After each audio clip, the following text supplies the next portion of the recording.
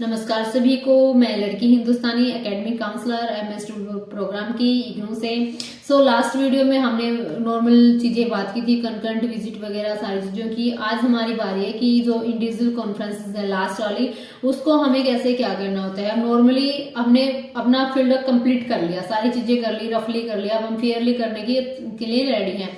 तो हमें फाइल अपनी प्रिपेयर करनी है। पहले जो हमारी बातें हुई थी, हमारी कुछ स्किप हो जाती हैं, भूल जाते हैं, तो हमें क्वेश्चनिंग करनी होती है। इसमें भी हम सुपरवाइजर से नॉलेज लेते हैं कि हमें क्या करना है।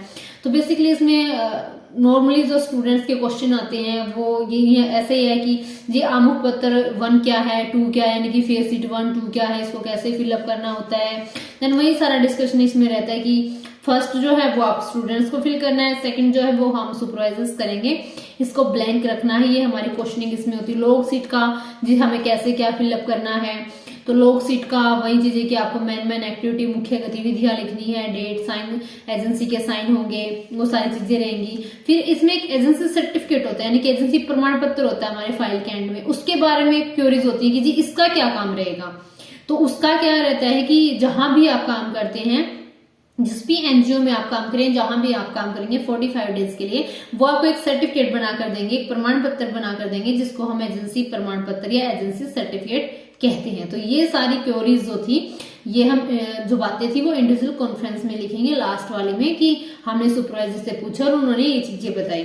एक हमारा क्वेश्चन रहता है कि सेल्फ असेसमेंट रिपोर्ट भी है फिर एंड में, वो हमें कैसे करनी होती है, स्वमूल्यांकन रिपोर्ट। तो उसका रिप्लाई ये रहता है, उसका रिप्लाई होगा कि आपने 45 डेज में क्या क्या सीखा है, क्या टूल्स टेक्निक्स यूज की हैं, क्या क्या एक्टिविटीज आपने वहां पे की हैं, क्या आपके सामने प्रॉब्लम्स आए, कैसे आपने उनको दूर किया, कैसे सॉल्यूशन निकाला। मतलब आपकी जो लर्निंग रही है 45 डेज की प्रॉपर, वो आपको उसमें बहुत अच्छे तरीके से लिखनी होती है। और ना ही बिल्कुल मतलब एकदम से without space, without any paragraph, without heading हम पूरा ब्रीफली लिखते चले जाएं, वो भी थोड़ा अच्छा नहीं लगता।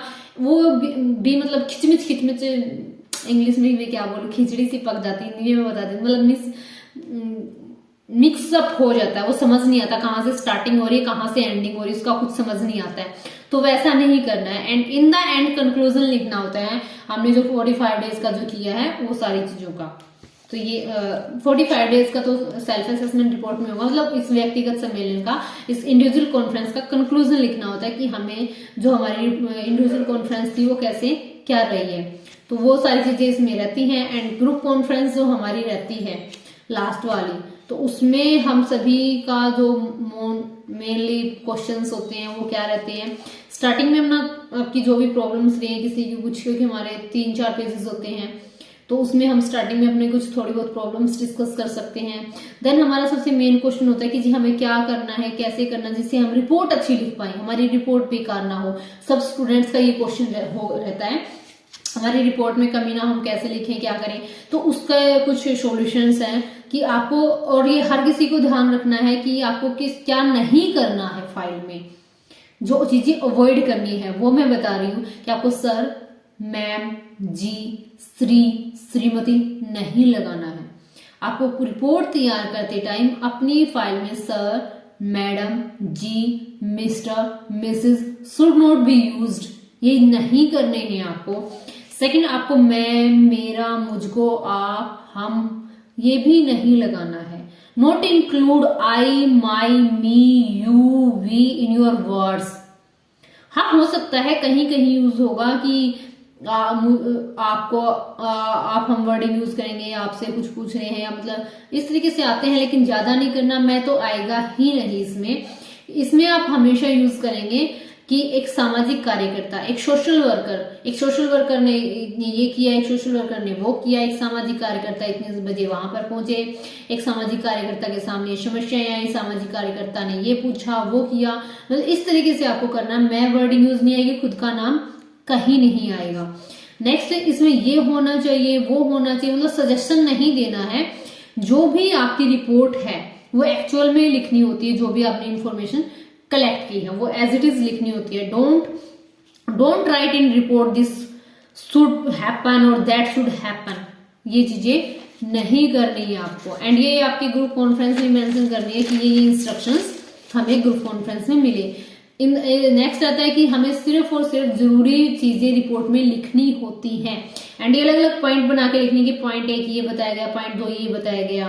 तो इसमें right only necessary information, human being related information आपको लेनी है, मानव से जुड़ी इंफॉर्मेशन लेनी है, जैसे गौशाला हो गया, एनिमल हॉस्पिटल हो गया, मतलब इस तरीके से हमें इंफॉर्मेशन नहीं लेनी है अगर आप विलेज में जा रहे हैं तो। ना ही इस तरीके की किसी एनजीओ में वर्क करना है। जस्ट ह्यूमन बीइंग रिलेटेड जो इंफॉर्मेशन है एज ए सोशल वर्कर, वहां हम काम कर सकते हैं, वहां वो चीजें हमें पूछनी होती हैं। एंड जो हमारे नेक्स्ट पॉइंट रहेगा कि कार्यों की भूमिका अच्छे से लिखिए। आपने जो भी काम किया है, write the role of functions and task clearly. जो भी आपके चीजें नहीं है, जो भी आपने काम किया, वो सारी की सारी चीजें आपको बिल्कुल क्लियरली लिखनी होती हैं। आप कोई भी नया वाक्य को शुरू करते हैं तो नए वाक्य को शुरू करने से पहले और ना लिखे कि बहुत ज्यादा जगह और ये होगा और वो नहीं, उसको स्टॉप करें। Don't write and else before starting a new sentence. And नहीं लगाना है कहीं भी कि एंड उसको स्टॉप करो, नेक्स्ट टेंस स्टार्ट करो। एंड आगे की भविष्य की योजना उद्देश्यात्मक वाक्य, भविष्यात्मक वाक्य से के साथ लिखनी चाहिए। यानी कि for future planning right objective sentence और फ्यूचर सेंटेंसेस, कि हम जब कंकरेंट विजिट या समवर्ती दौरा फर्स्ट कर रहे हैं, उसमें फ्यूचर प्लानिंग लिख रहे हैं, तो उसमें अलग से दिखना चाहिए कि हम ये करेंगे, वी विल गेट इन्फॉर्मेशन। इस तरीके से हमें नजर आना चाहिए कि यस ये फ्यूचर प्लानिंग है। एंड नेक्स्ट पॉइंट है कि प्रश्नात्मक प्रश्न ना करें, यानी कि हमारे जो हाँ या ना में जवाब देने वाले क्वेश्चंस होते हैं वो ना करें। यस और नो में रिप्लाई करने वाले क्वेश्चंस हमें अपनी रिपोर्ट में नहीं करने हैं, और ना ही ऐसे किसी से पूछने काम करते time. Don't ask interrogative questions in the report. तो ये सारी चीजें हमें करनी होती हैं। एंड देन कंक्लूजन आएगा हमारी रिपोर्ट का कि ग्रुप कॉन्फ्रेंस जो हमारी रही थी उसका हमारा क्या कंक्लूजन रहा। इसके आगे की बातें अगली वीडियो में।